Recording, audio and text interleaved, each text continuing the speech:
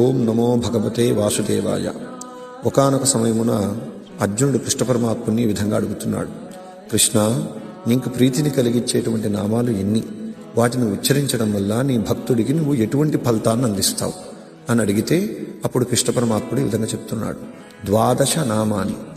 అర్జున, నాకు ప్రీతిని కలిగించేటువంటి నామాలు 12 కలవు. వీటిని ఎవరైతే చిత్తశుద్ధితో ఉచ్చరిస్తారో వారికి 100 అశ్వమేధ యాగాలు చేసిన ఫలితాన్ని ఇస్తాను. అలానే 100 అన్న సంతర్పణాలు చేసిన ఫలితాన్ని ఇస్తాను.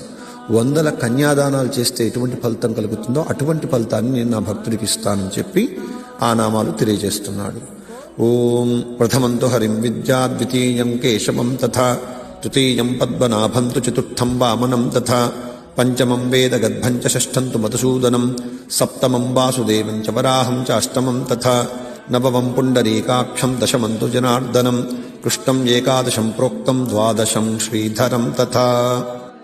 ఓం హరియే నమః. ఓం కేశవాయ నమః. ఓం పద్మనాభాయ నమః. ఓం వామనాయ నమః. ఓం వేదగద్భాయ నమః. ఓం మధుసూదనాయ నమః. ఓం వాసుదేవాయ నమః. ఓం వరాహాయ నమః. ఓం పుండరీకాక్షాయ నమః. ఓం జనార్దనాయ నమః.